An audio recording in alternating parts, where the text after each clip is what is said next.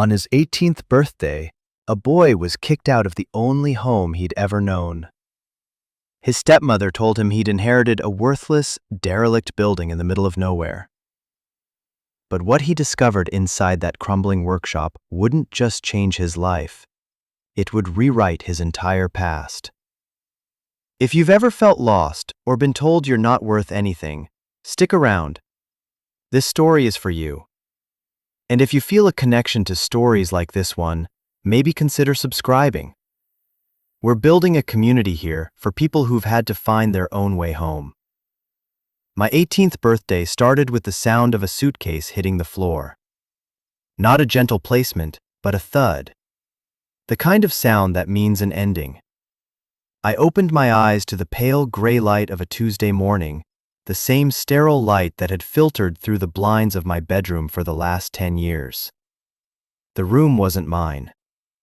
It had never been mine. It was a guest room I was allowed to occupy. A fact Cynthia, my stepmother, never let me forget. The suitcase, a worn-out navy blue duffel that had been my dad's, lay by the door.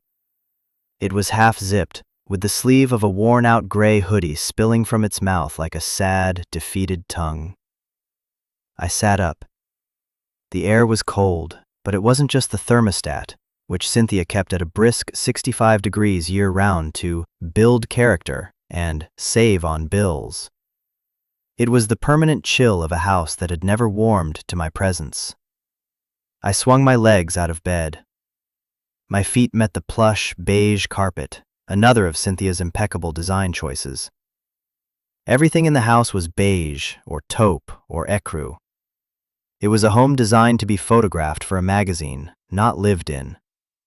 Especially not by a teenage boy who carried the grime of the outside world on his shoes and the grief of a dead father in his heart. I walked over to the suitcase. All my clothes were inside, folded with a precision that wasn't mine. My few books were stacked neatly beside it, along with my phone charger and the worn photograph of my dad and me I kept on the nightstand. The frame was gone. Only the photo remained. He was holding me on his shoulders, his face split into a wide, genuine grin. I was just a little kid, missing a front tooth, my own smile a mirror of his. We were at a county fair, the memory hazy but the feeling sharp, the smell of popcorn, the rough texture of his flannel shirt, the feeling of being on top of the world. Cynthia was standing in the hallway when I opened the door. She was already dressed for her day as a high-powered real estate agent, her blonde hair sprayed into a perfect helmet, her navy pantsuit so crisp it looked like it could cut you. She held a mug of coffee in one hand and a manila envelope in the other. Her expression was neutral, professionally pleasant, the same one she used on clients just before telling them their offer was rejected. "Happy birthday, Leo," she said. Her voice was as smooth and cool as river stones. "There's no need to make a scene. Everything you own is packed." I just stared at her, at the envelope. My voice felt stuck somewhere in my chest. "What's going on?" "You're 18 now," she said, taking a delicate sip of her coffee. "You're a legal adult. As per the terms of your father's will, you are no longer my ward. This is no longer your legal residence."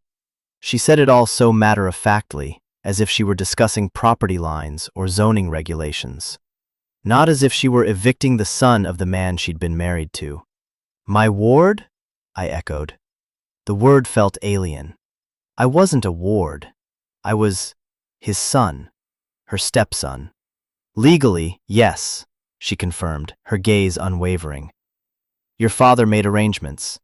He was always very thorough." She held out the manila envelope. I took it. My fingers felt numb. It was thick and heavy. Official. My name, Leo Vance, was typed on the front. "What is this?" "That," she said, "is your inheritance. And your new address. Your father left you his old workshop, the Farrier business he ran into the ground before he got sick." She allowed a flicker of something, pity, or maybe just distaste, to cross her face. "It's in a town called Oakhaven. I've never been, but I hear it's rustic." The word dripped with condescension. The deed is inside, transferred to your name as of today, along with a cashier's check for $500, the final disbursement from his estate. $500. The price of my childhood, I guess. You want me to leave? Right now? It's best for everyone, she said, her tone softening into a performance of sympathy that was more insulting than her coldness. You need to stand on your own 2 feet, Leo. Your father would have wanted that. I have a client coming to see the house in an hour. They're very interested, and it's best if the home feels unencumbered. Unencumbered. That's what I was. An encumbrance. A piece of old furniture left behind by the previous owner, now finally being hauled to the curb. I looked past her, down the silent, beige hallway, towards the living room where my dad's armchair used to be. She'd replaced it with a sleek, uncomfortable-looking chaise lounge within a month of his funeral. I looked at the walls, bare of any photos of him, of us. It was like he had been systematically erased, and I was the last smudge she needed to wipe away. There was no point in arguing. I had learned that years ago. Arguing with Cynthia was like throwing pebbles at a fortress. You just ended up with sore arms and a pile of useless pebbles. So I nodded. I didn't give her the satisfaction of seeing me break. Not yet. I just picked up my dad's duffel bag, tucked the books under my arm, and slipped the photograph into my back pocket. I didn't say goodbye. She didn't either. She just watched me walk down the stairs, her duty done. The front door clicked shut behind me with a sound of finality, the expensive, well-oiled lock engaging smoothly. I was standing on the perfectly manicured lawn, the morning dew soaking into my socks. The sun was rising, casting long shadows across the identical suburban houses. I had $500, a change of clothes, and the deed to a place I'd never heard of. I was officially an adult. I was officially homeless. An hour later, I was sitting in the office of a man I hadn't seen in 2 years. Mr. Abernathy was my father's lawyer, a small, bird-like man with wisps of white hair and glasses that were perpetually sliding down his nose. His office smelled of old paper, leather, and weak coffee. It was a comforting smell, a smell from a time when my dad was still alive, when the world made a different kind of sense. He had looked genuinely surprised, and then deeply sad, when I'd shown up at his door without an appointment. I'd explained the situation in clipped, emotionless sentences. He listened patiently, pushing his glasses up his nose every few seconds, his brow furrowed in concentration. When I was done, he let out a long, slow sigh. "Cynthia," he said, not as a question, but as a statement of fact. "I had hoped she would show more decency. Your father, he hoped for that too. But he was also a pragmatist." He tapped the manila envelope, which I'd placed on his cluttered desk. "May I?" I nodded. He opened the clasp and slid the documents out. He scanned them, his lips a thin, tight line. "Yes, the deed to the Oakhaven property, and the check." He looked up at me over the rim of his glasses. "She's not wrong, legally speaking. The trust your father set up for your care stipulated that she was your guardian and managed his assets until your 18th birthday, at which point the guardianship would dissolve, the house would be legally hers, as per their prenuptial agreement, and his remaining personal effects and the workshop would transfer to you." He signed a prenup that gave her the house? The question was bitter. It felt like a betrayal. "He did," Mr. Abernathy said gently. "He signed it when they got married, a few years after your mother passed. He was lonely, Leo. And Cynthia was very persuasive. By the time he realized the nature of their arrangement, it was too late to change the legalities without a fight he no longer had the energy for, especially once he got sick. The lawyer's words didn't make it better, but they painted a fuller picture, a picture of a man trapped, a man I hadn't really understood. I had just seen him get quieter, sadder in those final years. I thought it was just the illness. Now I wondered how much of it was the slow, crushing weight of a cold marriage. So this shop, it's really all I have? I'm afraid so, he said. Your father's illness was expensive. He poured most of his savings into treatments that didn't work. The Farrier business had been struggling for years before that. People don't use blacksmiths much anymore, not like they used to. He kept it running out of love, not for profit. He leaned forward, his expression kind. Leo, the property itself isn't worthless. The land has some value. It's a decent-sized parcel on the edge of town. A few years ago, a development group, Omnicorp, was sniffing around that area, looking to buy up land for a new distribution center. They might still be interested. It could be a way to get a fresh start. Some capital to get you on your feet. I thought of Cynthia, the real estate agent. The cold efficiency of her timing. She knows about this, doesn't she? The developers. Mr. Abernathy's face tightened. I can't speculate on what Cynthia knows, but it would be consistent with her professional interests. He slid a piece of paper across the desk. It was a bus schedule. He'd circled a departure time. The bus to Oakhaven leaves at noon. It's about a 4-hour ride. I took the liberty of looking it up for you. He then handed me a crisp $100 bill from his own wallet. This is not from the estate. It's from me. For a hot meal when you get there. Your father was a good man, Leo. One of the best. He loved you more than anything.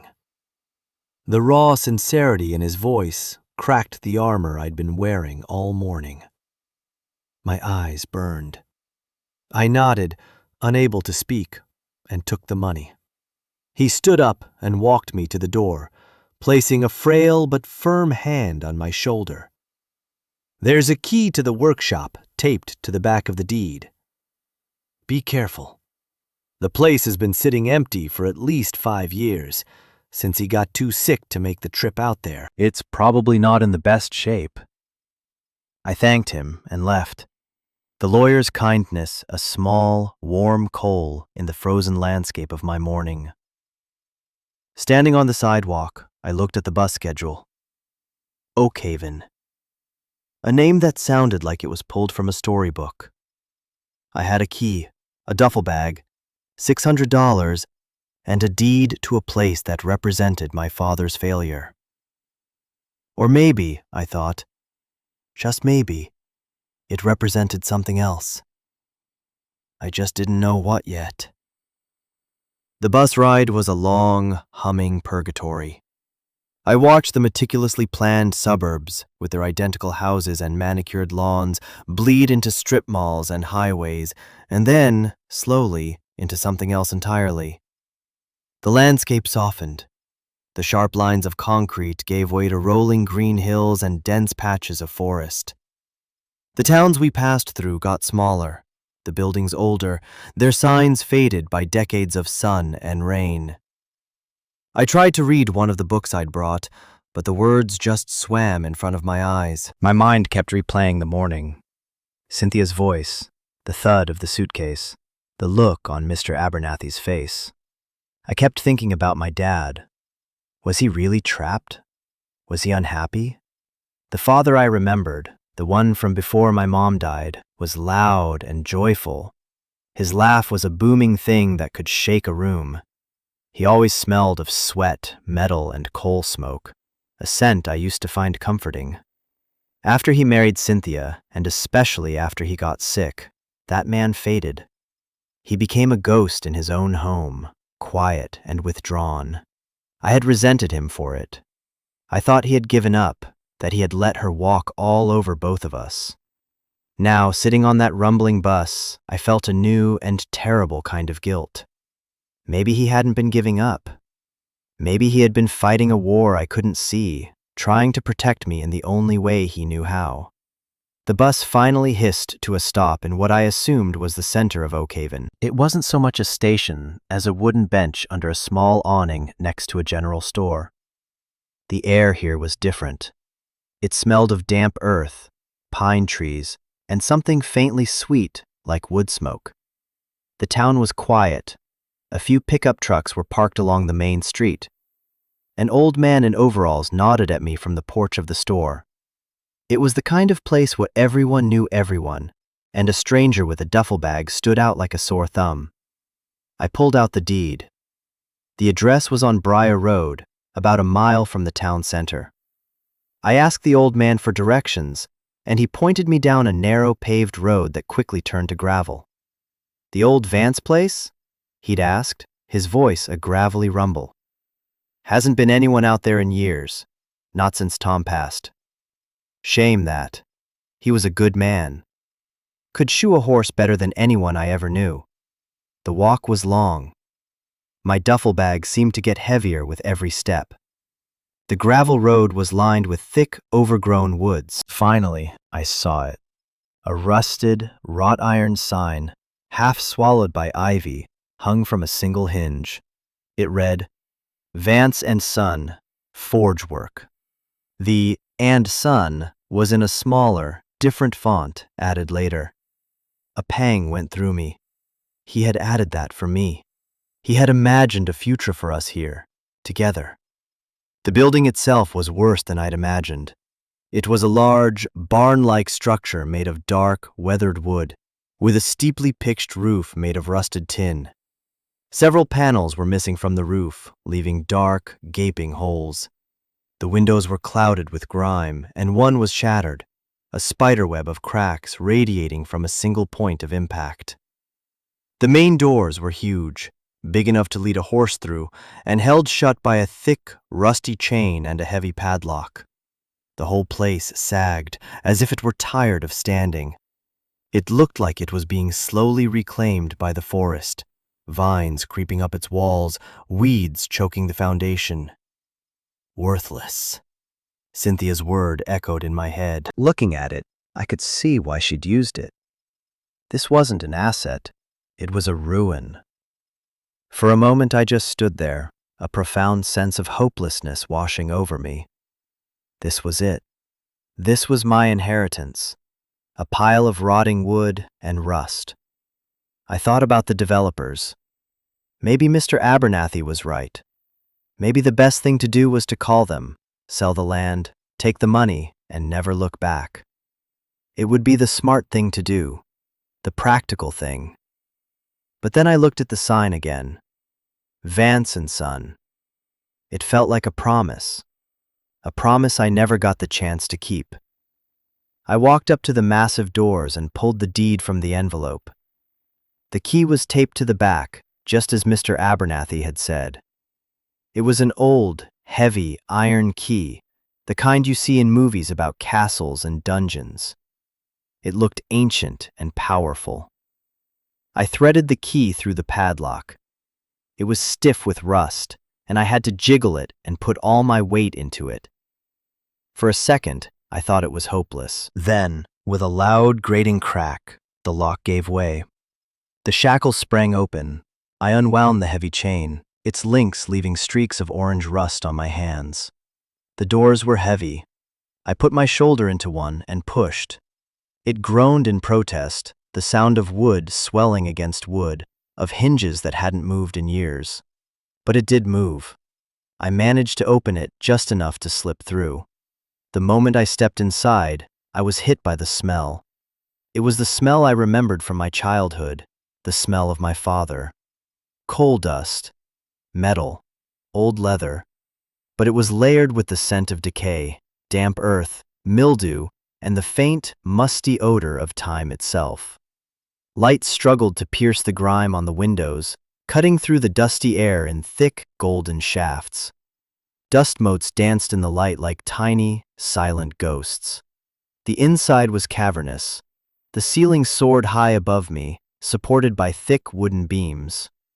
The floor was packed earth, cold and hard under my feet. To the left stood the heart of the place, the forge. It was a massive brick structure, its mouth black with soot. A huge anvil, solid and imposing, stood before it on a thick tree stump. Racks on the walls held tools I didn't know the names for, tongs of all shapes and sizes, hammers with strange, curved heads, chisels, and punches. To the right was a more finished area with a wooden floor and stalls for horses. Old brittle leather harnesses hung from hooks, coated in a thick layer of dust. Everything, absolutely everything, was covered in a blanket of gray. It was a place frozen in time, a snapshot of the last day my father had walked out and locked the door behind him. A half-finished horseshoe lay on the anvil, as if he'd just stepped away for a moment. A leather apron was slung over a sawhorse, stiff and cracked with age. I walked deeper into the workshop, my footsteps the only sound besides the drip of water from the leaky roof. It was a sad place. It was a beautiful place. It was my father's kingdom. I spent the next hour just exploring, running my hands over the rough surfaces of the tools, the smooth, worn wood of the workbench. This was where he had spent his days. This was where he had been himself, away from the beige, sterile world Cynthia had built. I could almost feel him here, his presence lingering in the dust-filled air. I imagined the roar of the forge, the rhythmic clang of hammer on anvil, the smell of hot steel. This place wasn't a failure. This place had been his passion. Under the main workbench, tucked away in the back, I saw a stack of old metal tins for nails and screws. They were all rusted, their labels faded. But one looked different. It was cleaner, with less rust. And it was sitting slightly askew, as if it had been moved more recently than the others. Curiosity piqued, I knelt down and pulled it out. It was heavier than it should have been. It wasn't rattling like it was full of nails. It was a solid weight. I tried to open the lid, but it was sealed tight. I shook it. Nothing. I ran my fingers around the edge and felt a small seam. It wasn't a tin. It was a box, painted to look like one. A trick. My heart started to beat a little faster. I looked around the workbench and found a small pry bar. I wedged it into the seam and twisted. With a soft pop, the lid came loose. I lifted it off. My breath caught in my throat. Inside, nestled on a bed of faded red velvet, was not money, not jewels, but a stack of letters tied with a simple piece of twine. And beneath them, a small velvet pouch. I lifted the pouch first. It was heavy. I loosened the drawstring and tipped the contents into my palm. A handful of gold coins. Not ancient treasure, but modern bullion coins. There were 10 of them. I had no idea what they were worth, but I knew it was a lot more than the $500 Cynthia had given me. It was a lifeline. Then I turned to the letters. There were at least a dozen of them, the envelopes yellowed with age. The top one simply had my name on it, written in my father's familiar, strong handwriting. My hands were trembling as I untied the twine. This was it. This was the real inheritance. Not the building, not the land, not even the gold. It was this. A message from the past. A voice I thought I'd never hear again. I sat down on the dusty floor, leaned my back against the cold brick of the forge, and opened the first letter. The paper was crisp, the ink a dark, faded blue. And as I began to read, the silence of the old workshop filled with the voice of my father. "My dearest Leo," it began. "If you are reading this, then it means 2 things. First, that you are 18. Happy birthday, son. I am so sorry I can't be there to say it in person. Second, it means that I am gone, and that things have probably gone exactly as I feared they would with Cynthia." I had to stop and take a breath. The words were so direct, so lucid. It was his voice, clear as day, cutting through the fog of years. I continued reading. "I know you must have so many questions. I know in these last few years, I haven't been the father you deserved. I've been distant, quiet, I know you think I gave up, that I let her win. I need you to know that isn't true. Everything I did, every silent dinner, every argument I walked away from, it was all to protect you. It was all for this place. The letter went on to explain everything Mr. Abernathy had hinted at and more. He wrote about meeting Cynthia, how she'd seemed like a lifeline after my mother's death, a way to bring order and light back into our shattered home. But he slowly realized her love was for his assets, not for him or for me. He described the prenuptial agreement as the biggest mistake of his life, a cage he'd built around himself. When he was diagnosed, he knew his time was limited. He also knew that Cynthia would control everything until I was 18, and that she would find a way to cut me out of the picture the moment she could. She saw me as a loose end, a drain on the inheritance she felt she was owed. So he made a plan, a quiet, desperate plan. This workshop, he wrote, this place she thinks is a worthless pile of junk. This is our fortress, Leo. It was the one thing I owned outright before I met her, the one thing the prenup couldn't touch. I started pouring every spare dollar I had into this place, but not into fixing it up. That would have made her suspicious. I bought the gold coins, one by one, over years. A little bit from every paycheck I could hide. I tucked them away for you. It's not a fortune, but it's a start. It's enough so you don't have to be desperate. Enough so you have a choice. I looked at the gold coins glittering in my palm.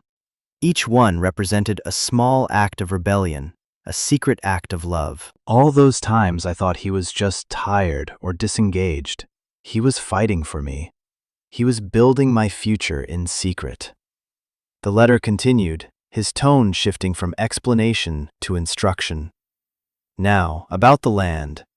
Cynthia probably thinks its only value is selling it to some developer. Omnicorp has been trying to buy up this whole valley for years.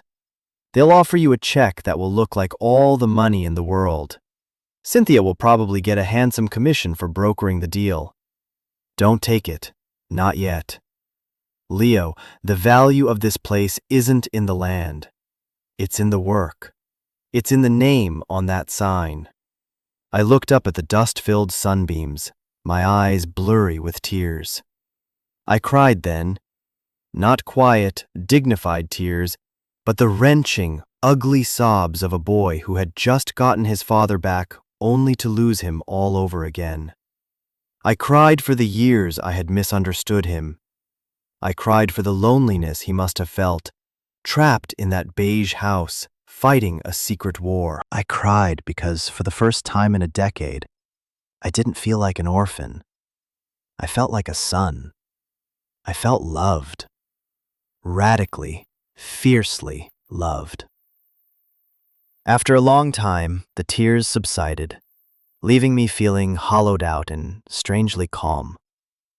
I wiped my face on my sleeve, leaving a streak of dust and grime on my cheek. I read the rest of the letters. Each one was different. One was full of memories of my mother, stories I'd never heard.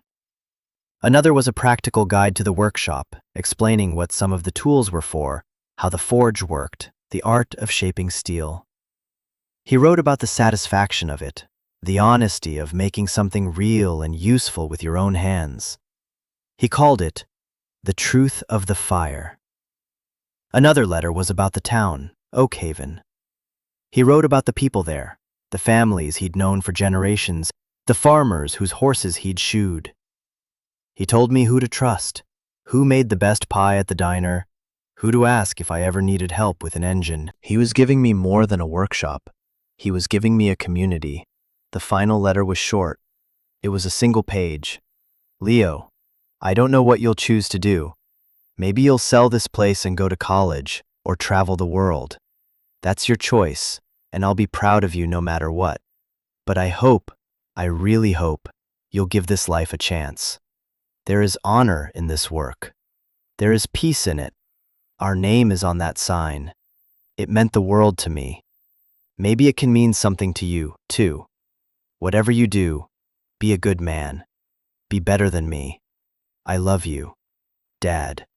I folded the last letter and put it carefully back in the box with the others. I felt a sense of clarity I hadn't felt in my entire life. The hopelessness I'd felt standing outside was gone, replaced by a raw, burning sense of purpose. This place wasn't a ruin. It was a foundation. It wasn't an ending.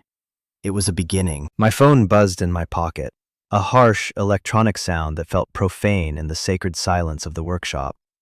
I pulled it out. The screen read, "Unknown number." I hesitated for a moment, then answered. "Is this Leo Vance?" The voice was slick, professional, and overly friendly. It was the voice of a salesman.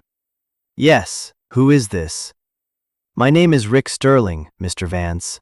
I'm a project manager with Omnicorp Development. I understand you recently took possession of the property on Briar Road?" My blood ran cold. It hadn't even been a full day. "How did you know that?" "Oh, we keep a close eye on properties we're interested in," he said smoothly. "Our local representative, Ms. Cynthia Mills, informed us the title had been transferred this morning. Congratulations on your inheritance, by the way." Cynthia, of course. She hadn't just kicked me out, she had thrown me to the wolves. "Listen, son," Rick continued, his voice oozing false paternalism. "I'll get right to the point. That property is, frankly, a teardown. It's a liability. The roof is collapsing, the foundation is probably shot. It's going to cost a fortune just to have it demolished safely. But the land, well, the land is valuable to us. We're prepared to make you a very generous offer to take it off your hands. We'll offer you $75,000. We'll handle all the paperwork, all the fees, clean and simple. You could walk away today with a check in your pocket and a fresh start." $75,000. A few hours ago, that number would have sounded like a king's ransom. It would have been my only way out. I could get an apartment, maybe a car. It was the easy path, the sensible path. I looked around the workshop. I saw the anvil, silent and steady. I saw the half-finished horseshoe. I saw the dust motes dancing in the light, and in them, I saw my father's ghost, watching me, waiting. I thought about his letters, the secret defiance of the gold coins, the love poured into every word. I thought about Vance and Son. This wasn't just land. This was a legacy. This was his last stand. And now, it was mine. I took a deep breath. "Mr. Sterling," I said, my voice steady and clear. "Thank you for the offer, but the property is not for sale."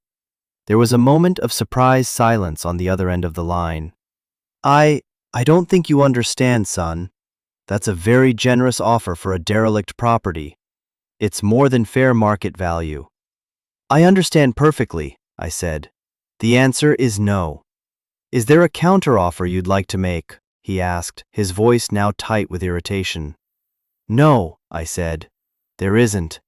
Please don't call me again." I hung up before he could reply. My hand was shaking, but not from fear. It was from adrenaline, from defiance. I had made my choice.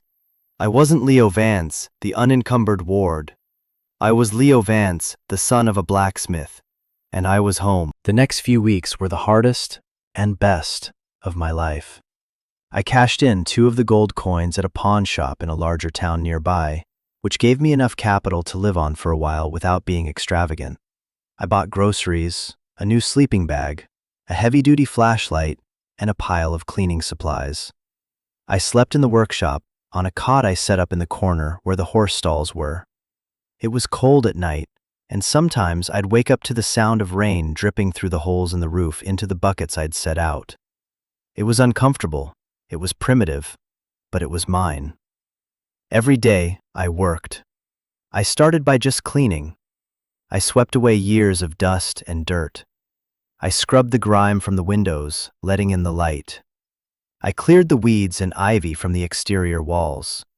It was backbreaking, monotonous work, but with every wheelbarrow of trash I hauled out, the place felt a little more like mine. With every clean surface I uncovered, it felt like I was letting the building breathe again. One afternoon, while I was trying to patch a section of the roof, a rusty old pickup truck pulled up the gravel drive. The man who got out was the same one I'd seen on the porch of the general store on my first day. He was old, with a face like a weathered map and hands as gnarled as oak roots.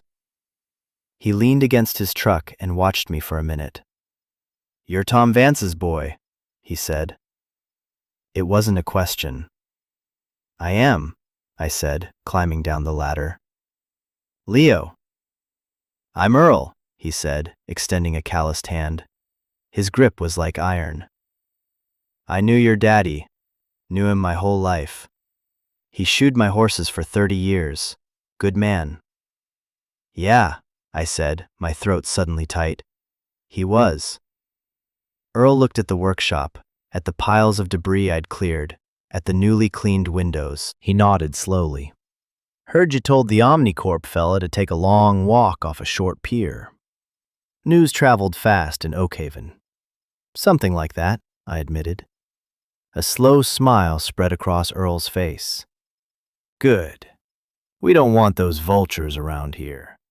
Your dad fought them off for years. They wanted this land bad. He always told them it wasn't for sale. Said he was saving it for his son." My heart swelled. It was one thing to read it in a letter, another to hear it confirmed by someone who had known him. "I'm trying to fix it up," I said, gesturing vaguely at the mess. "Don't really know what I'm doing, to be honest." Earl looked at the hole in the roof, then at me. "Well," he said, spitting a stream of tobacco juice into the dirt, "looks to me like you need some help. I've got some spare tin sheets and roofing tar back at my place, and my boy, he's a carpenter. I'll send him over tomorrow. Can't have Tom Vance's boy sleeping in the rain." I was stunned. I can't pay you for that." "Ain't asking for pay," Earl said gruffly. "Your dad never charged me full price when my mare went lame right before the county fair. Called it a professional courtesy. This is the same thing. Neighbors help neighbors. That's how it works around here." And just like that, I wasn't alone anymore. Earl's son, a quiet, capable man named David, showed up the next morning. He and 2 of his friends helped me patch the entire roof in a single day. They refused any payment, accepting only the pizza and soda I bought from the general store. In the following days, more people from the town started to stop by. A woman named Mary dropped off a hot casserole. A farmer offered me the use of his tractor to clear some of the heavier debris. The owner of the diner insisted I eat breakfast there for free every morning. They all had stories about my dad. They told me about his skill, his fairness, his quiet kindness. They painted a picture of a man who was respected and loved, a man who was an integral part of this community, a man I was only just beginning to know. I found my own rhythm. Mornings were for cleaning and repairs. Afternoons, I would sit at the workbench and read my father's letters again, studying his notes on blacksmithing. I learned the names of the tools, the ball-peen hammer, the flatter, the swage block. I read about the different kinds of steel, the right temperature for forging, the art of the quench. One evening, feeling brave, I decided to light the forge. I found a bag of coal, brittle with age, and loaded it in. I worked the bellows, a huge creaking leather contraption, pumping air into the heart of the forge. It took a long time, but finally, a small orange ember began to glow in the darkness. I kept pumping, and the ember grew, spreading until the whole forge was roaring, a living, breathing creature of heat and light. It lit up the entire workshop, chasing the shadows into the corners. The sound of it, a low, powerful roar, was mesmerizing. I took a simple iron rod, just to try, and stuck it into the fire. I watched as it began to glow, first a dull red, then a bright orange, then a brilliant, sun-like yellow. I pulled it out with a pair of tongs, the heat radiating against my face. I carried it to the anvil. I remembered what my father had written. Don't try to force the steel, persuade it. Every hammer blow is a conversation. I lifted a small hammer. It felt good in my hand, solid and balanced. I struck the glowing rod. The sound rang through the workshop, a clear, pure note. Clang! It was the sound of creation, the sound of work, the sound of a promise being kept. I wasn't very good. My blows were clumsy, my rhythm was off. The rod I was trying to shape into a simple hook ended up a twisted, ugly mess. But it didn't matter. I was doing it. I was continuing his work. I was keeping the fire alive. This is a story that's still being written. I'm still here in Oakhaven. The workshop is clean now, the roof is fixed, and the forge burns bright most days.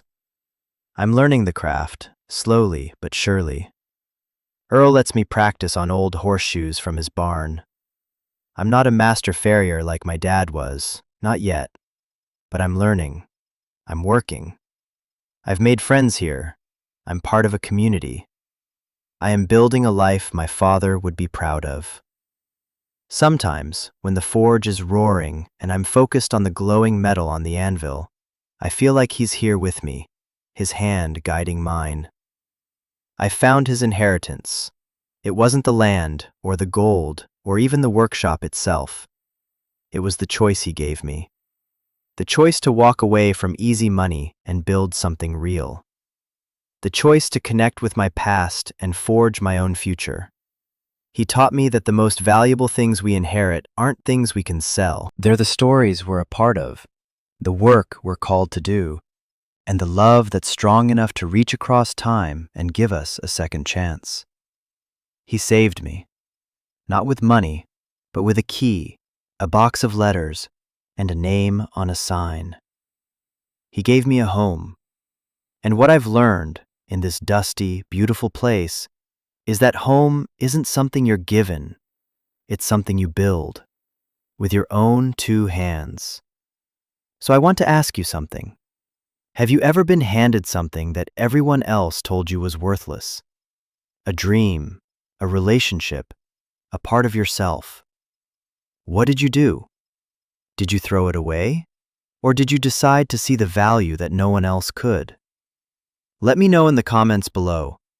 I read every single one, because the stories we share are what build this community.